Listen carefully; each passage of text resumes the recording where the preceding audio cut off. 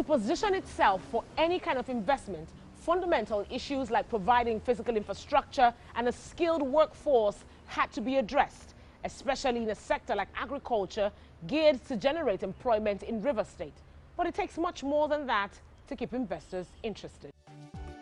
Physical infrastructure isn't the only machinery provided by the state government to attract investment. A conducive business environment is equally as important as the physical infrastructure needed to ease business transactions. Multiple taxation and difficulty in accessing resources have been noted over time as factors that hinder investors from utilizing opportunities provided for them. In most cases, outright harassment from the host community has ruined businesses. The first thing we had to saddle ourselves with was to ensure that there's an enabling environment for investments to come in. And so we had to tackle issues of security, we had to tackle issues of lawlessness. And I think that 5 years down the line, if we look back, I think we've done extremely well. We've improved the environment, and the state is now clearly open for investment. Huge incentives have also been provided to encourage public-private investments. Simplifying procedures for land acquisition is one of them. In some cases, outright provision of land by the government for agricultural projects. Agro-allied companies also stand a chance to enjoy 100% capital allowance on plants and machines used. One of the focus we have is on fish farming, and we've kicked off quite a number of satellite projects. But that is to say that the demand is quite high, and there's still room for private sector involvement. Right now, everything we're doing in this area is being done, is being funded mostly by government. But at the time we started it, of course, people were a bit sensitive, because projects like this, you don't do them in this, especially fish farm, you don't do them in the city. You take them to the rural area. So people were still a bit skeptical. Should we go there? Should we not? So government decided to put its money where its mouth is, okay, by taking the initiative and going there to the bacchanals of this world, to the Andonis of this world. And then we've gone there, and these things are on. On the long run, what we're looking at, and what we're still looking at, is that we went into these investments with government money, knowing to prove that it can be done and that it's safe. We have achieved that.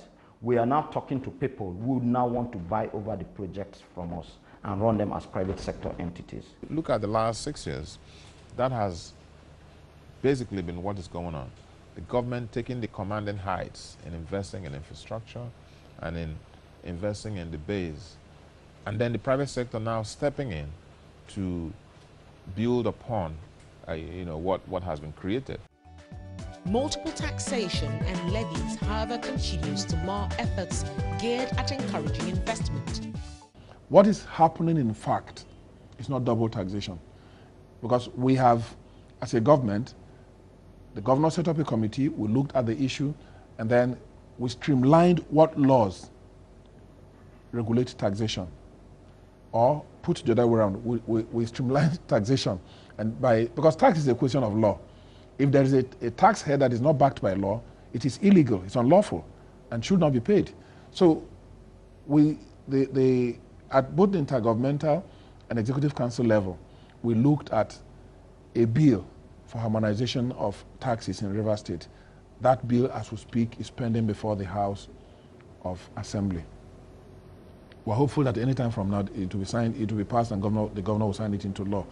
What did we do with that bill? What we have done is to first of all identify which laws are backed, which taxes are backed by law, which ones are not backed by law. Anyone not backed by law should be taken off. Anyone that is backed by law that is repeated in another law, that section, the section of the second law, will be removed from our statute books so that you do not need to pay it twice. A survey conducted by the state government also revealed River State had one of the most cumbersome regimes for registering properties and businesses in the country. The stage that we are right now is where we have begun to see, private sector engagement. We are actively engaged with the Port Harcourt Chamber of Commerce. We are developing a concept called the one-stop center, that would pretty much straddle revenue administration and, investment promotion. And what that does for you is that it makes your environment business friendly. It makes business registrations, licensing, and approvals extremely easy and seamless. At the end of the day, by the time all this is put in place, you would not have only achieved, infrastructure investments, but you would also have built a very conducive environment, where people can, work. Despite achievements recorded, the state government believes transparency and accountability is its greatest selling point. From inception, planning, and implementation of the state budget, the government prides itself as being transparent in its dealings. We needed to start a budget process whereby everybody is responsible. So you need to bring accountability to the people. Remember, His Excellency needed to serve the people with humility first. And he needed to render accountable stewardship to the people. And so you cannot begin to talk about accountability if you cannot measure. So one key area of measuring what we are doing is through the budget. And so when you said you want to build road, which you've dialogue with the people and they said this is what we need, and so you get back into that. So how much are you plunging into that so as to make sure that you get it right? Now that's what our budgeting system has helped us to achieve. It has to be grassroots based. I remember I said it over and over again, that you don't just sit down somewhere and put up figures. No. You need to derive those figures based on research, based on the need analysis of the people. Currently, Rivers State maintains a dual international rating from Standard & Poor's and Fitch. With infrastructure projects running into millions, funding is a major challenge. Business conferences like this have been organized in the past to seek solutions to finance projects in the state. A 250 billion naira bond was to be raised at some point to help fund most of the infrastructure projects. While that has been put on hold at the moment, the state is focusing on financing its projects through internally generated revenue. An average of 6 to 7 billion naira is raised monthly to complement the revenue it receives monthly from the federal government. The governor had set the target that at least we should be able to generate revenue domestically to cover our operating costs. And that cost is about 8.5 billion. Obviously, before he leaves office, he believes that he should be able to generate 50% of total revenue from internal sources. It's a target that is very passionate about.